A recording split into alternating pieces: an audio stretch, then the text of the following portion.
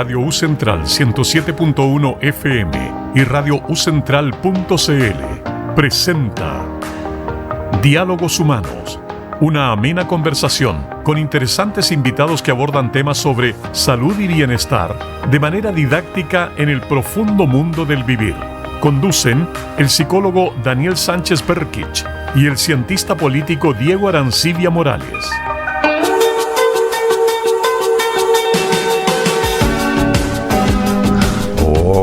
Hola amigos, ¿cómo están? Amigas y amigos, nos volvemos a encontrar una vez más. Qué felicidad más grande. Estamos dando inicio a nuestra tercera temporada de nuestro programa Diálogos Humanos. Y antes de saludar a cualquiera y antes de decir cualquier cosa, voy a saludar a mi partner, mi compañero, mi amigo personal, mi sensei, Diego. ¿Cómo estás, Diego? Bien, ¿y tú, Dani? Gracias, partner radial. Partner radial. No, radial. No solo radial. Por los vocativos. ¿Ah? Somos partners en muchas otras cosas. Sí. ¿Sí? ¿Cómo estamos? Bien, ¿y tú? Bueno, bien. También saludar a todos quienes nos escuchan en Radio U Central y también a Francisco, a David, y saludar como siempre, no olvidar a nuestro buen amigo Luis Felipe Bulitich, a quien siempre saludamos al inicio de nuestro programa.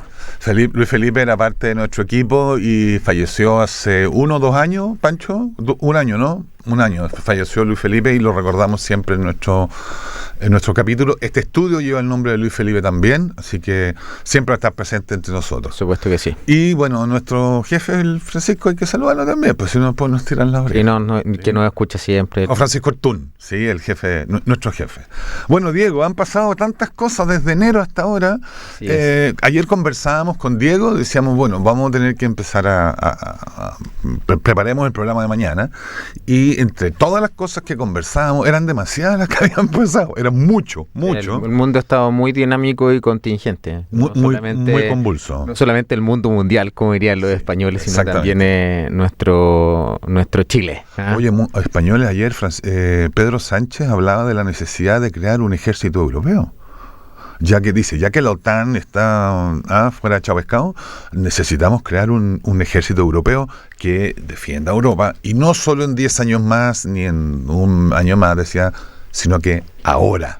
Yo, en lo particular, creo que esa cuña o ese anuncio del ¿Presidente Sánchez? Presidente español, de Sánchez, es de tu pariente, sí, Dani, para salvarse, ¿no? Yo creo que lo hace para poder entrar nuevamente a la discusión o espero que España tome un protagonismo en el interior en el marco de la OTAN, porque obviamente en la OTAN, que es esta asociación que agrupa a los países europeos y también incluye a Turquía, ¿cierto?, a Estados Unidos, ha estado muy en la contingencia a propósito de la guerra en Irán. Una de las guerras que entonces, claro, ahí ya donde ha tenido protagonismo, porque en muchas de esas ocasiones Estados Unidos ha pedido apoyo a la OTAN en el marco de este conflicto, y ese apoyo no ha sido brindado en un 100%. Exactamente. Entonces, eso explica también la sucesión de los hechos y por qué también se ha desescalado el conflicto,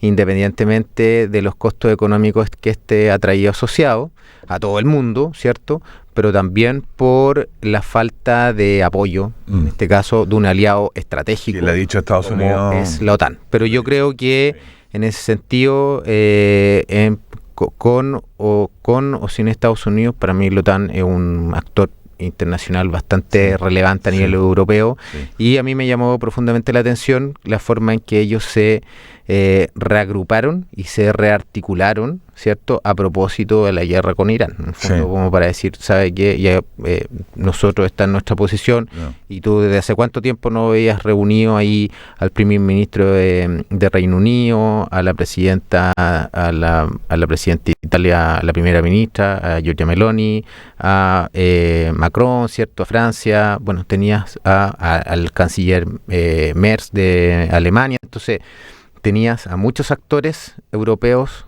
relevantes reunidos en fondo en un solo consenso. Eso y detrás, en fondo, en un rol no tan protagónico, está en este caso el presidente de España.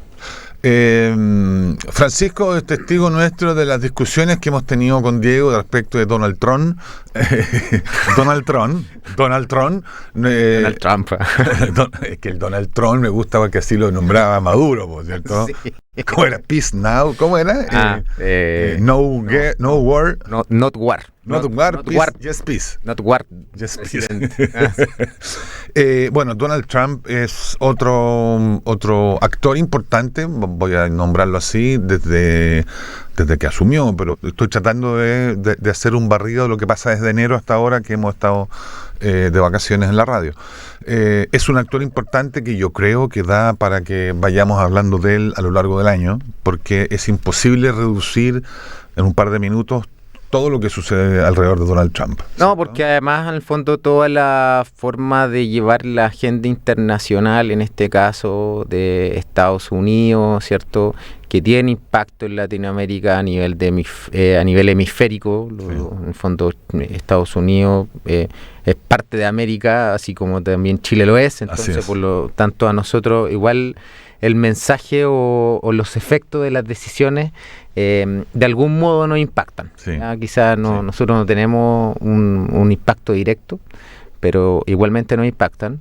Directo, obviamente, sin desconocer el alza del precio de los combustibles y de todo lo que eso ha traído consigo, porque hay que hacer notar que el precio de los combustibles no solamente ha afectado a nuestro país, sino que a todo el mundo en la práctica. Entonces, eso igual es un aspecto relevante de tener considerado.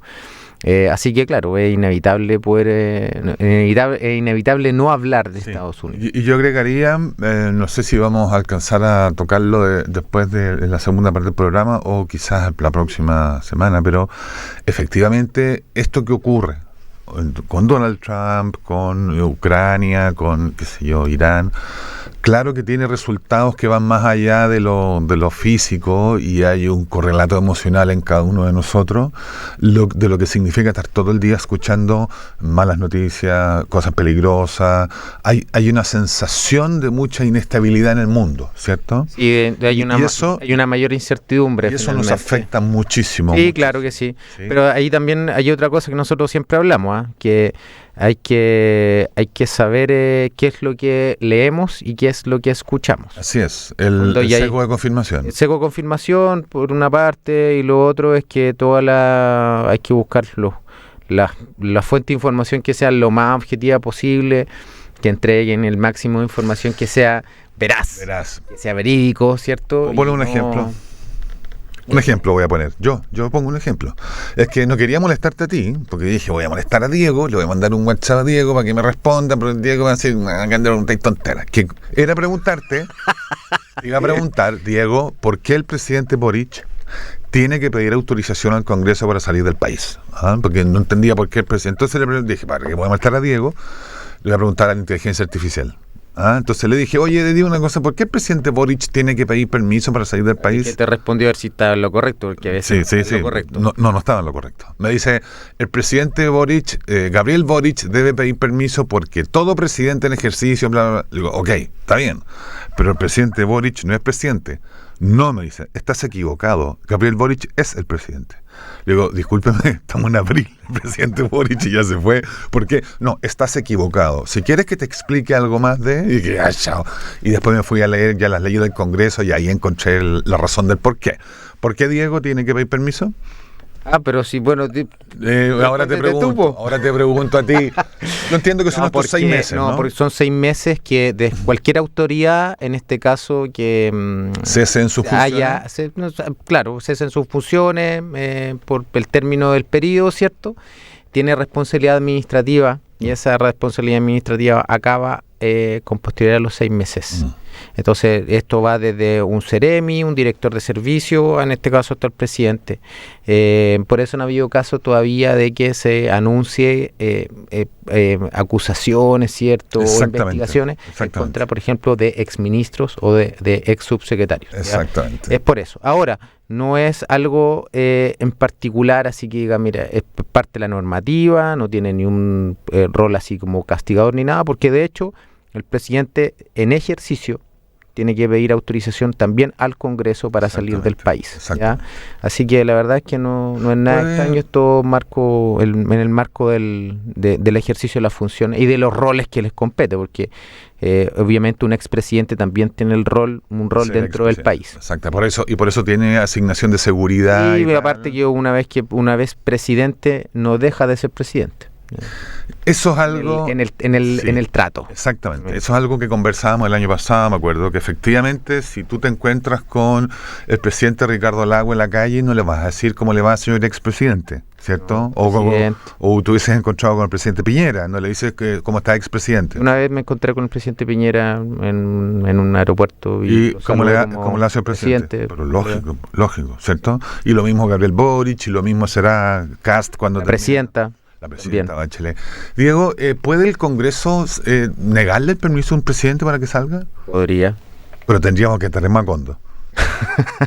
Sí, o quizá tendría que haber una situación de, no sé, una situación de conflictividad muy grande, que existiera riesgo de que el presidente se fuera del país. Entonces, en esos casos, quizá un caso bien hipotético, bien Macondo, digamos, como tú bien lo señalas, el Congreso podría decir no.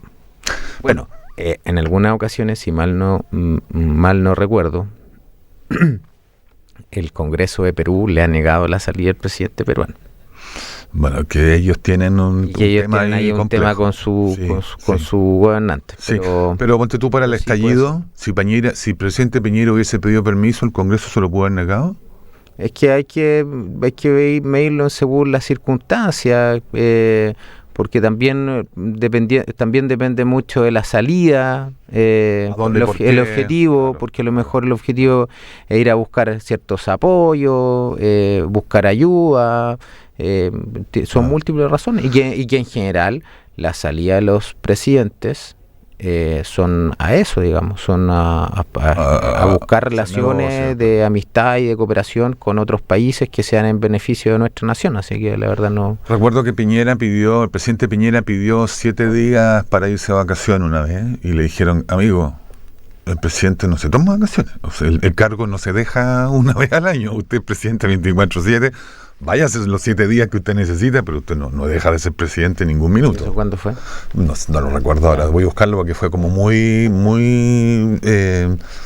llamativa la situación. Ya, ¿qué más? No hablemos del presidente Piñera porque el presidente Piñera ya no está.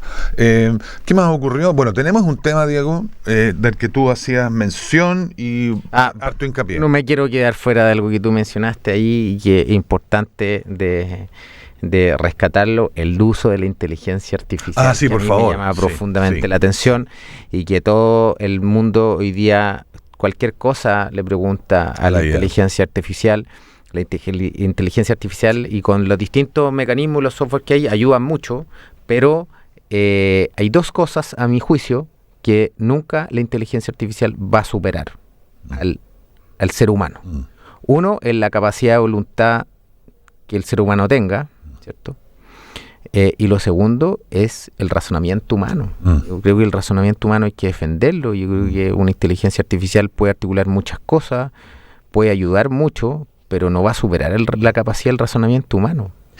Porque el razonamiento humano también tiene componente en el fondo de sentimientos, de emociones, de percepciones, criterios, bueno, y una serie de otros elementos que son importantes a la hora, por ejemplo, de tomar una decisión, de plantear una idea, de establecer propuestas, bueno, de establecer un orden lógico de las cosas, finalmente. Tú como papá lo debes saber cuando, por ejemplo, dices, mira, esta no es la mejor decisión respecto de los niños, pero les va a hacer bien a futuro. Eso la idea no te lo va a dar nunca. Así es, pero también lo otro que me llama tremendamente la atención, que es, por ejemplo, me duele la cabeza. Le voy a preguntar a la IA, ¿qué hago? Hoy me siento deprimido. ¿Qué puedo tener? Entonces, la verdad, también ahí se ha caído como, creo que el mal uso, en este caso, en el caso de la ciencia de la salud, por decirlo así. Horrible. En el fondo son estos diagnósticos que muchas veces hace la IA, que no es responsabilidad de la IA, sino que del usuario de la IA, Sesgo de confirmación. Sesgo de confirmación. Voy a leer lo que me interesa solamente. Exacto. Y lo otro que también no está actualizado, como fue tu caso. Perdona que te haya interrumpido tan vehementemente. ¿Tú la ocupas para qué? ¿Qué le preguntas a la inteligencia artificial habitualmente? Yo en lo particular, depende, hay alguna inteligencia artificial que me ayudan a hacer mapas conceptuales, por ejemplo. Y eso me ayuda a comprender algo que para mí es complejo de poder entender. ¿Ya?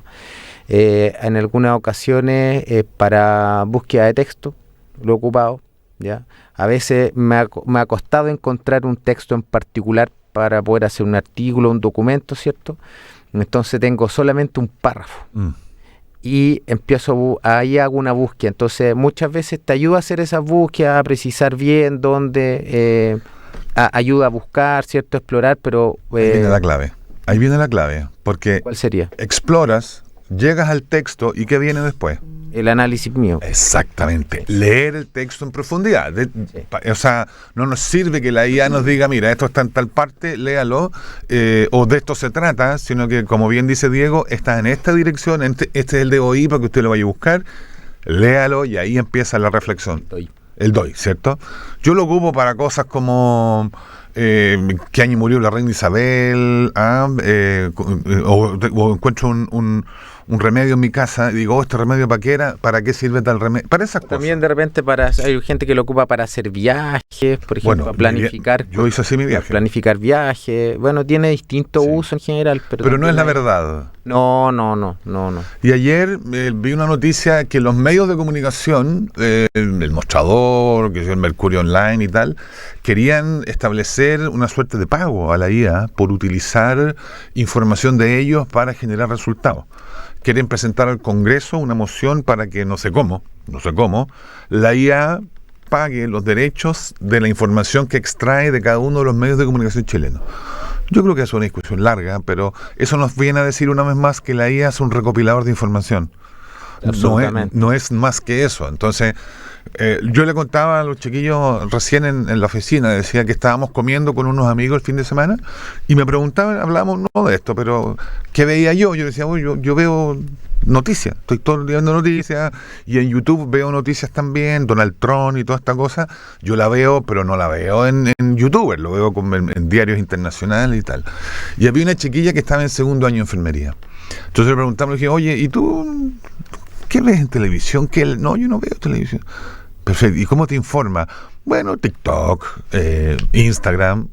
Yo decía, pero una chiquilla de 20 años y los cabros hacen eso. Lo que pasa es que el TikTok, el Instagram y tal, no son la fuente de información fidedigna, diría yo, o hay que comprobar mucho. Hay toda una discusión respecto de la ministra de Ciencia, que se cambió el apellido no en Estados Unidos, hay toda una cuestión que es necesario, porque todas las redes dicen que es una vendepatria porque se cambió el apellido, pero lo que diga la red, no, hay que ir a investigar por qué y si es que es ella, ¿no? Y además de eso, en el fondo también aplicar un razonamiento o un juicio de acuerdo a mis principios y mis valores de qué es lo que yo creo pertinente respecto a un caso, porque muchas veces también las personas se quedan con lo que dice el titular y eso se asuma sin mayor cuestionamiento. En el fondo, claro, entonces nos quedamos con el titular, pero en el fondo no hay un proceso de reflexión. Oye, ¿a ti te parece bien esto?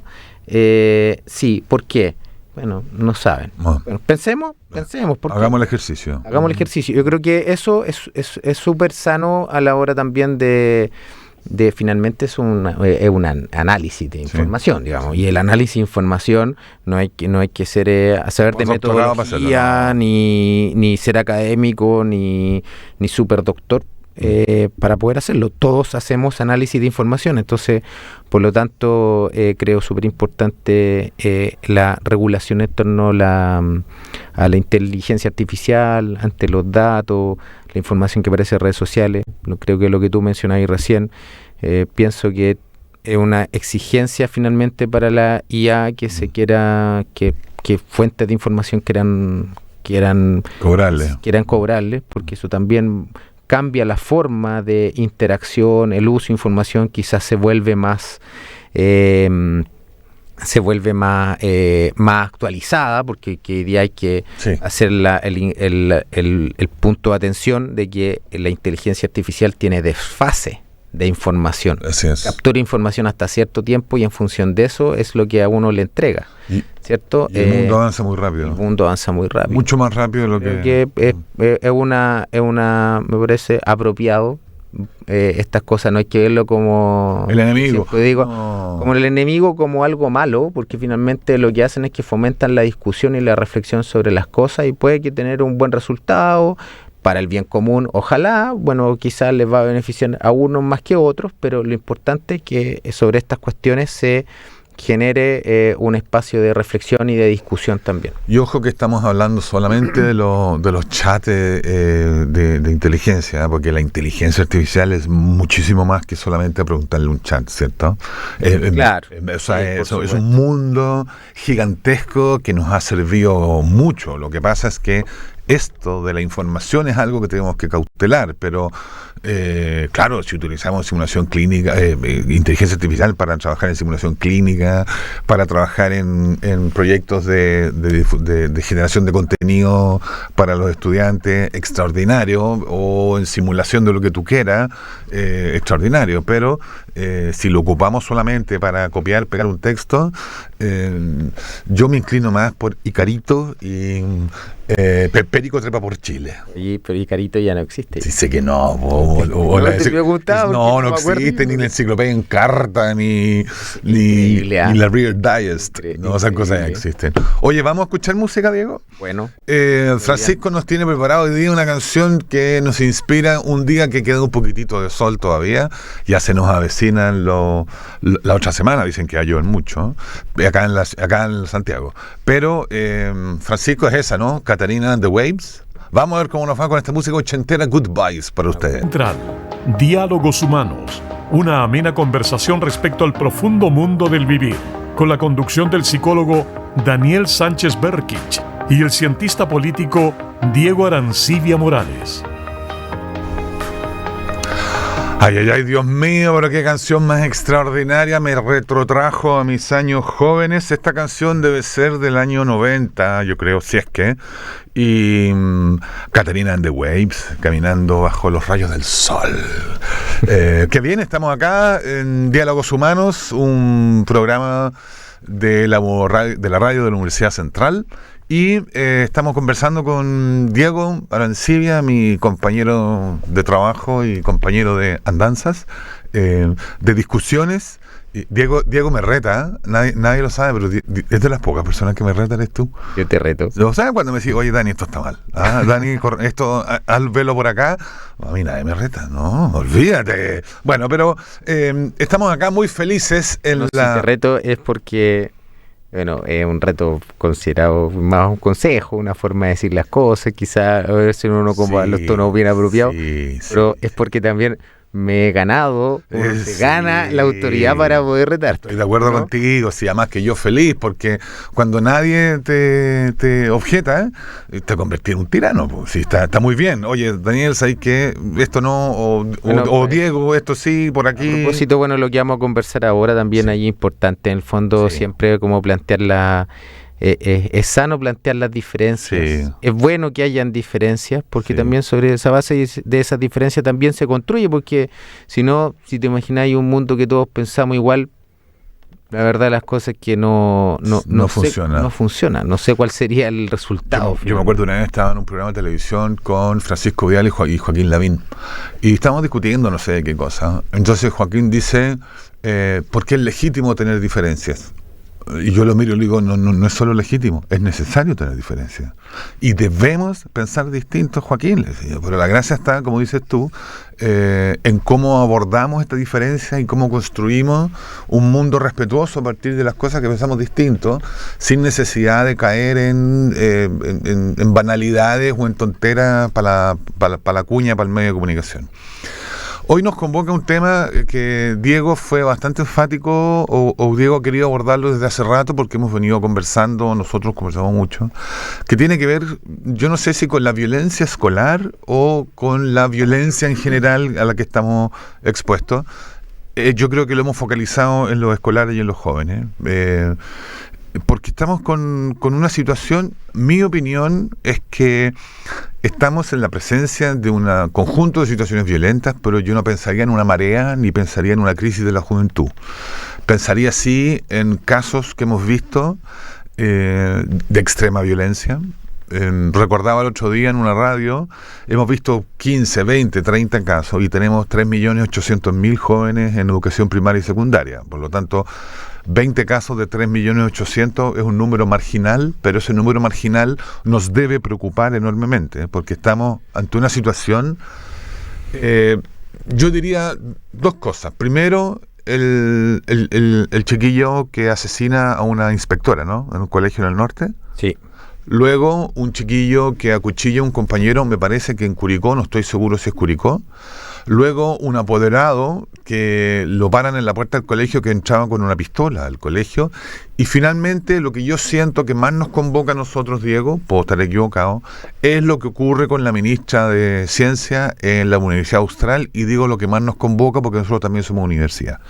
Y porque la situación que vive la ministra es una situación más cercana a la nuestra, por el tipo de institución en la que estamos, ¿cierto? Es más lejano lo que ocurre en un colegio secundario, para nosotros que somos universidad, pero es más cercano a lo que ocurre con otras universidades. Y allí yo, antes de cualquier cosa, invito a todas las personas a que busquen, se lo comentaba Diego recién, que busquen la entrevista de CNN que le hicieron ayer al cardenal Chomalí, porque es extraordinaria en este tema que estamos conversando, y es una visión súper interesante respecto al devenir de las universidades, que me parece interesante.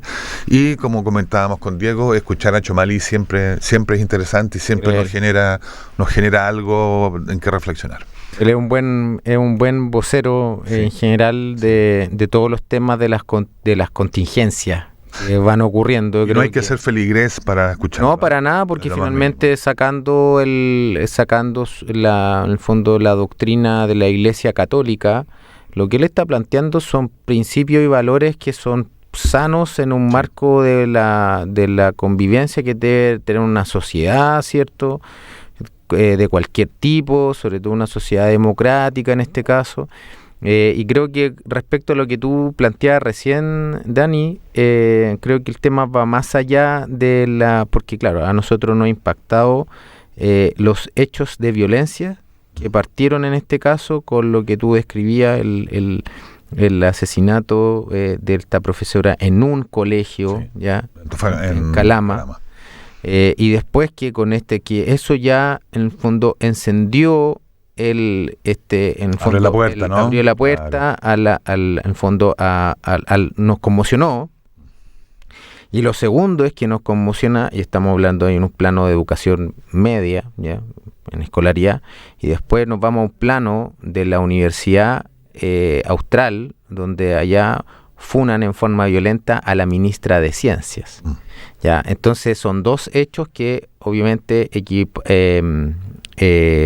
conmocionan, y nosotros como profesionales, ¿cierto?, como parte del ecosistema universitario no podemos estar ajenos a esa conversación o a abordar ese tema y a reflexionar sobre él, porque finalmente si reflexionamos, a nosotros nos convoca no solamente por dos hechos de alta connotación social, sino que también porque las violencias están en el espacio público finalmente. Sí. Y lo que nosotros tenemos que hacer como profesionales, ¿cierto?, como personas, como miembros de una sociedad que creen en el diálogo, que promueven la reflexión, el pensamiento crítico y la discusión también, las diferencias como planteamos un rato atrás, nosotros no solamente tenemos que condenar eso, sino que también, en el fondo, resaltar la importancia del diálogo, insisto, y la reflexión.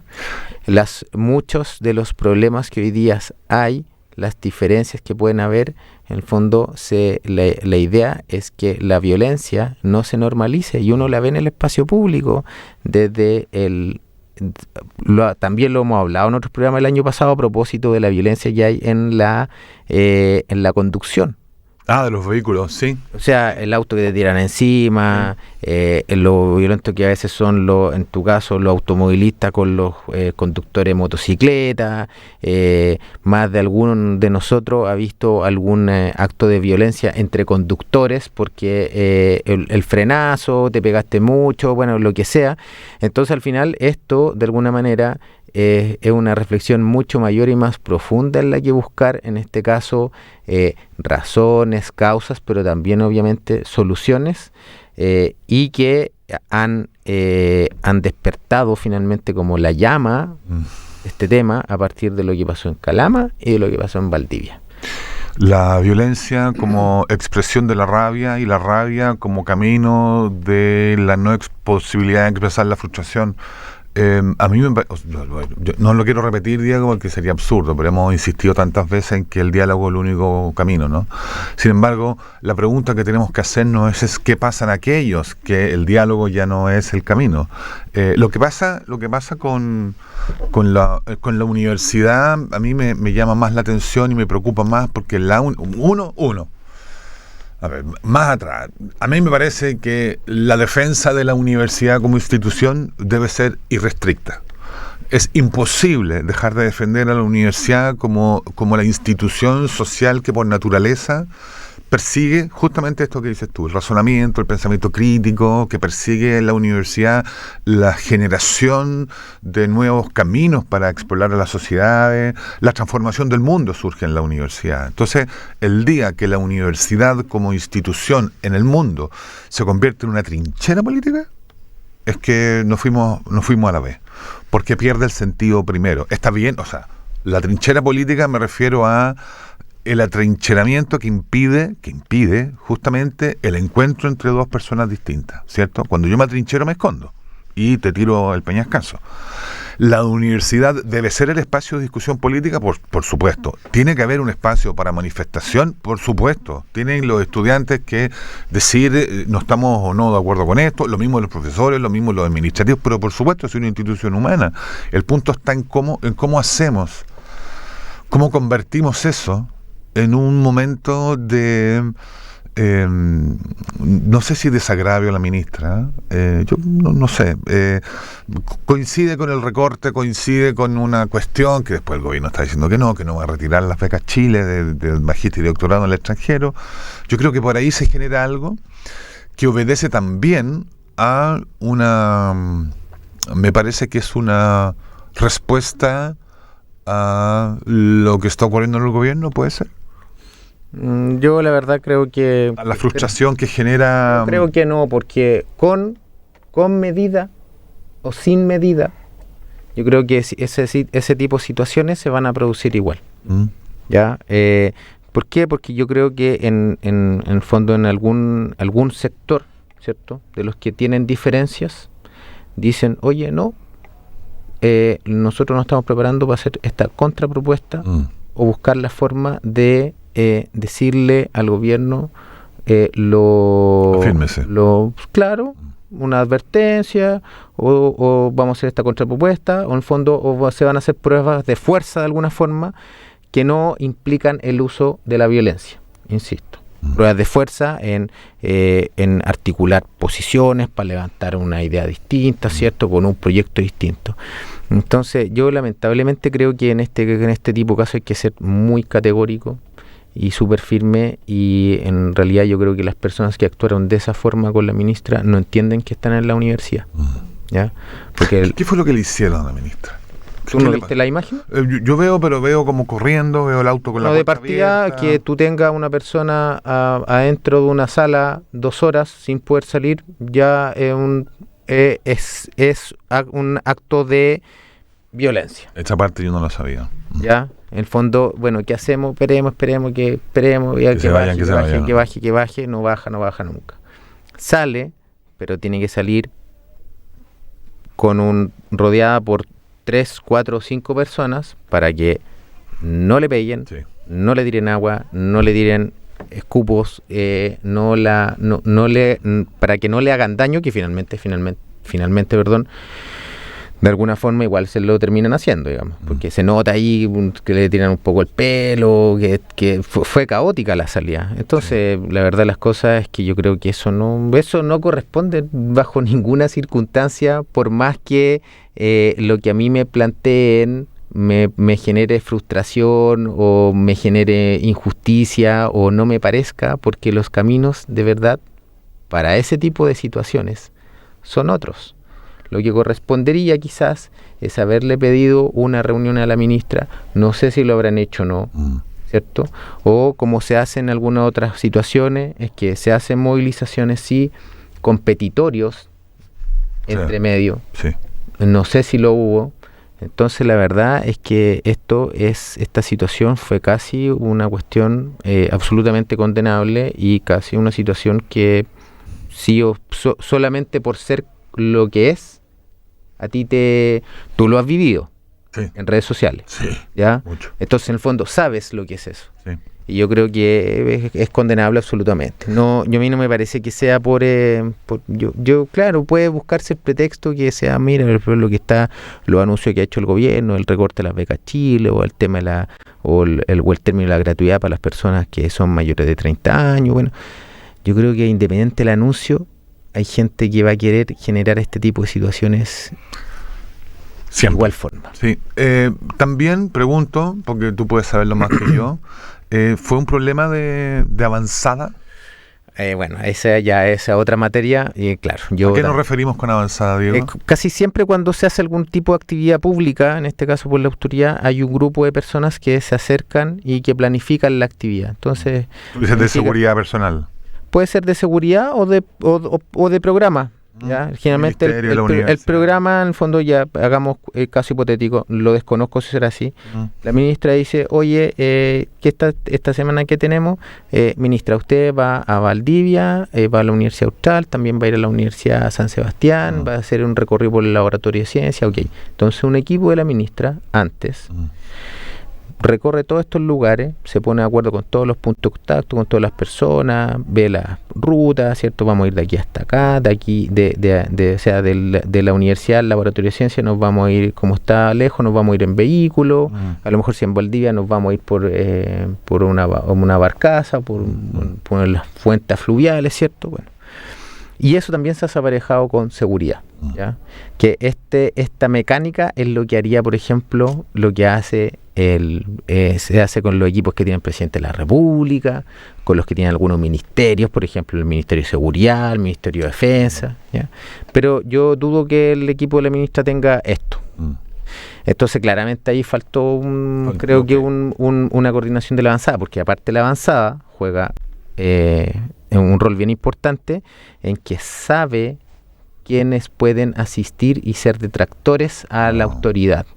Entonces, ahí lo que también se hace es que esa avanzada se acerca a ese grupo y dice, ¿qué quiere? ¿Cómo podemos resolver? Mira tú, yo no sabía eso. Ya. Queremos hablar con la ministra. Mira, el único espacio es este. Pero por favor, no puede pasar esto. Si quieren, levanten las pancartas, pero hasta ahí nomás. Pues si no, la ministra no los va a recibir. Ya, ok, levantamos las pancartas, nos juntamos después y fin. Listo, ok. Pero eso también es pega de esos equipos. ¿Ya? Sí. Y también ese es el punto de vista como de la programación, pero también hay otra parte que ve el componente seguridad. Entonces también en un equipo hay que evaluar qué riesgos a la seguridad de la autoridad existen y qué hacer en caso de. Entonces aquí también, independientemente del hecho lamentable y condenable, digamos, de la violencia o el mal rato que sufrió aquí la ministra, también aquí hay que hacer una revisión extensa, una revista después de la acción, del punto de vista de qué es lo que pasó, qué pudimos haber hecho y no hicimos. Sí. Acá hay además, Diego, ¿se entendió bien la idea? Súper, quedó súper claro. De hecho, yo me acordaba mientras tú hablabas de lo difícil que fue para la presidenta Bachelet y para el presidente Boric encontrar una casa donde vivir, producto de todas las condiciones de seguridad que tiene que tener, justamente no tiene que tener tanto flanco abierto, tiene que poder salir rápido, escapar en un vehículo, calles de una sola vía, es como súper... En ese caso no cabe duda que me gusta esta casa, ya. No se puede, presidente. Pregúntele al equipo de seguridad. El equipo de seguridad dice, no, esta no. Exactamente, es porque tiene que haber una planificación de lo que puede hacer, ¿no? Sí, claro. Lo que me llama, o sea, no lo que me llama la atención, lo que no hay que olvidarse es que estas dos situaciones, el cuchillazo, la muerte de la inspectora y la situación de la ministra, ocurren en instituciones educativas. Sí. Y eso es algo que tiene que llamarnos la atención siempre, ¿no? Porque si hubiese ocurrido en un supermercado, no hubiese tenido probablemente el nivel de discusión que tiene para nosotros. No, y aparte otro componente que se nos olvida, que hay padres y apoderados en los colegios que también son súper violentos. Así es. Con los profesores, o con otros padres y apoderados. Así es. Entonces, finalmente, si ese actuar de ese papá apoderado o de esa mamá apoderado lo ve un niño, ¿qué es lo que yo estoy haciendo? Tú lo puedes explicar mejor del punto de vista como de la psicología y del aprendizaje. Pero claro, en el fondo es imitar el modelo. Uh-huh. Y el modelo lo que hace es que garabatea contra tal persona, o dice que todas las mujeres, que todos los hombres, que todos los gordos, que todos los flacos, da lo mismo, son tal y cual cosa. El niño o la niña llega después a la escuela y ve a la compañerita y le pega una cachetada, o le pega una patada al que tiene lentes, qué sé yo, ¿cierto? Sin embargo, la pregunta que viene ahora, y vamos a tener que resolverla, Diego, en próximos programas, es si es que efectivamente el detector de metales lo vamos a poder instalar, si nos va a servir, si vamos a poder reducir la cantidad de ingreso de materiales metálicos, porque hoy día tú puedes entrar con un cuchillo plástico, da igual. Y la discusión que tenemos respecto de si se pueden o no abrir las mochilas de los niños, en tanto hay que respetar su privacidad, los niños son sujetos de derecho, etcétera, etcétera. Yo creo que es una discusión que hay que tener, porque cualquier papá, en la misma lógica que tú planteas, puede decir: yo no quiero que usted revise la mochila de mi hijo, no quiero que nadie la abra. Bueno, pero es que en el colegio es así. Bueno, pero es que la ley dice otra cosa. ¿Sí? Es que claro, no, por el fondo también todas esas cosas no son por mero capricho, o no son así como de una aplicabilidad inmediata. Porque también todo esto, el anuncio, claro, puede ser, mira, estamos tratando de buscar la solución, ya, por mientras, ¿qué es lo que planteamos? Ya, esta es una solución, ok, la revisión de las mochilas o el establecimiento de los detectores de metales, ya, perfecto. Pero eso conlleva todo un cambio de la norma. Exactamente. Ya un cambio de la norma interna del colegio, quizá a lo mejor un cambio a nivel de legislación también, ¿Qué conlleva eso? También hay que pensar, bueno, ¿quién tenemos los recursos para comprar un detector de metales? Segundo, oye, ¿y quién va a operar el detector de metales?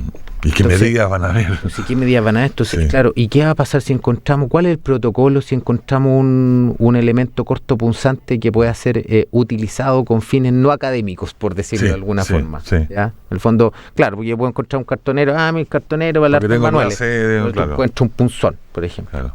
Ya, entonces, ¿qué hace? ¿Cuál es el protocolo de eso? ¿Quién va a ser el operador del sistema? Porque, obviamente, o se contrata una persona a cargo como que conozca temas de seguridad, ¿cierto? O se empiezan a capacitar a los docentes y paradocentes en materia de detección de elementos de riesgo. Y los profes van a decir que no.